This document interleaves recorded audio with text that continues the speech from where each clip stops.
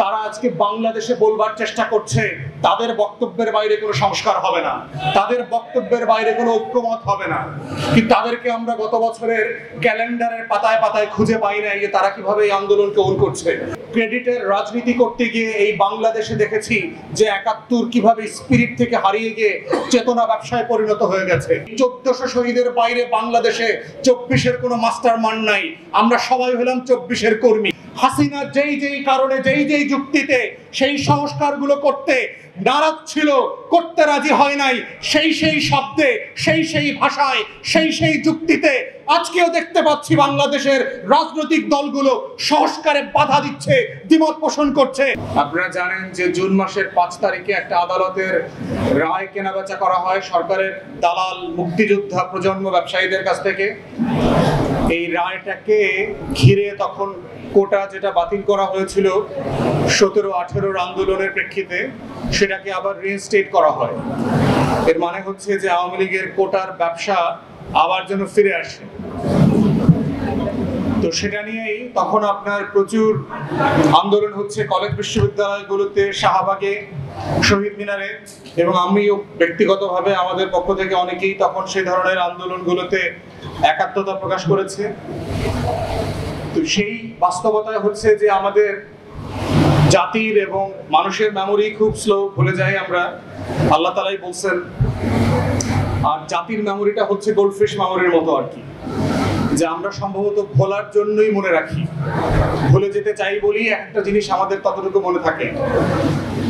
তো সেই জন্য আমি আপনাদেরকে মনে করাই দিলাম যে গত বছরের এই সময়গুলোতে আসলে আমরা কি বাস্তবতায় ছিলাম।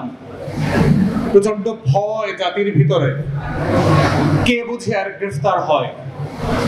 বাংলাদেশের বিভিন্ন রাজনৈতিক দলের নেতাদের বক্তব্য শুনছিলাম যে তারা কিভাবে এই আন্দোলনের সাথে জড়িত নন সেইটার ডিসক্লেইমার দিচ্ছিলেন প্রতিনিয়ত, যে আমরা এতই ভালো, আমরা এই সকল আন্দোলনে উস্কানি দিচ্ছি না, আমরা এগুলোর সাথে জড়িত না, এগুলো ছাত্রদের আন্দোলন, এগুলো ওরা করছে, এইসবের ব্যাপারে সরকারের উস্কানি আছে।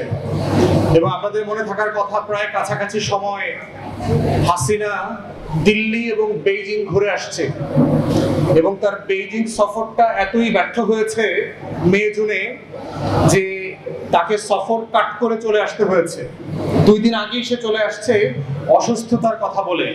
ভাবখানা এরকম যে বাংলাদেশের স্বাস্থ্যসেবা এত ভালো যে চীনের থেকেও বেশি ভালো ট্রিটমেন্ট পাবে সে সদর হাসপাতালে, এই জন্য সে বাংলাদেশে ফিরে চলে আসছে চিকিৎসার জন্য।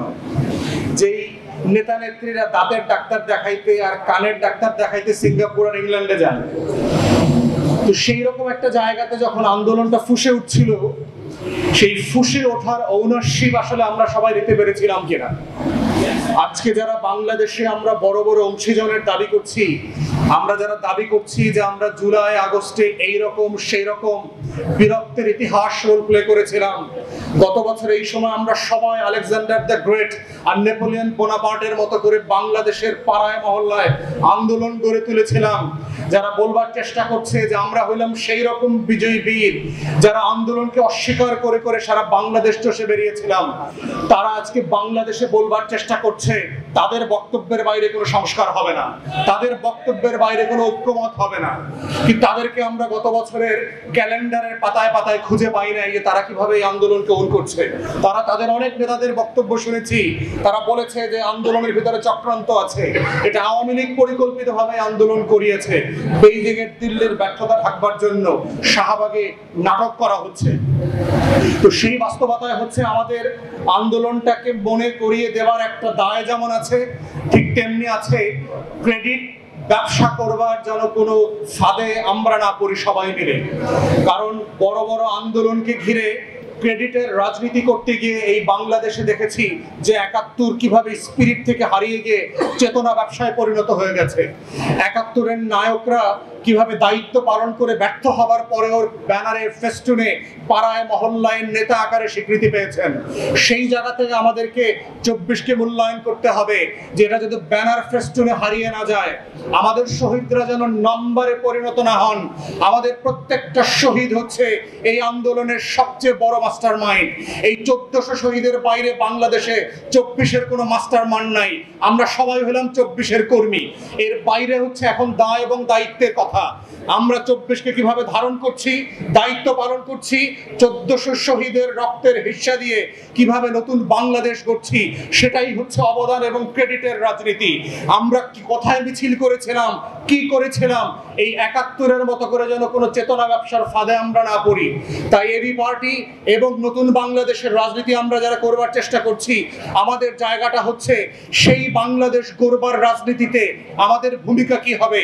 আমরা যা আকাঙ্ক্ষা করেছিলাম বাংলাদেশটাকে গড়ে তুলবো, যেই বক্তব্যগুলো আমরা হাসিনার আমলে দিয়েছিলাম, বলেছিলাম হাসিনাকে নির্বাচন কমিশনটা এইভাবে গঠন করতে হবে, হাসিনাকে দুর্নীতি দমন কমিশনটা এইভাবে গঠন করতে হবে, হাসিনাকে বলেছিলাম তথ্য কমিশন, মানবাধিকার কমিশনে ব্যবসা বন্ধ করতে হবে, গণমাধ্যমকে গণতান্ত্রিক করতে হবে, পাবলিক সার্ভিস কমিশনের নামে ছাত্রলীগ আওয়ামী লীগের অ্যাপয়েন্টমেন্ট বন্ধ করতে হবে, প্রাতিষ্ঠানিক রূপ দিয়ে পেশাদারিত্বের ভিত্তিতে রাষ্ট্রের প্রতিষ্ঠানগুলোকে ঢেলে সাজানোর কথা বলেছি। সেই স্বপ্ন আকাঙ্ক্ষাকে, যেই দাবিগুলো যখন হাসিনার কাছে করেছিলাম, আজকে সময় এসেছিল, সুযোগ এসেছিল সেগুলো আমাদের হাতে বাস্তবায়ন করবার। কিন্তু আমরা দুঃখজনকভাবে দেখতে পাচ্ছি হাসিনা যেই কারণে যেই যুক্তিতে সেই সংস্কারগুলো করতে নারাজ ছিল, করতে রাজি হয় নাই, সেই শব্দে সেই ভাষায় সেই যুক্তিতে আজকেও দেখতে পাচ্ছি বাংলাদেশের রাজনৈতিক দলগুলো সংস্কারে বাধা দিচ্ছে, দ্বিমত পোষণ করছে। এটা 1400 শহীদের পক্ষে, গণ অভ্যুত্থানের পক্ষে শক্তি হওয়ার কোনো লক্ষণ না, এটা গাদ্দারের লক্ষণ এবং আওয়ামী ফ্যাসিবাদ নতুন করে ফিরে আসার লক্ষণ।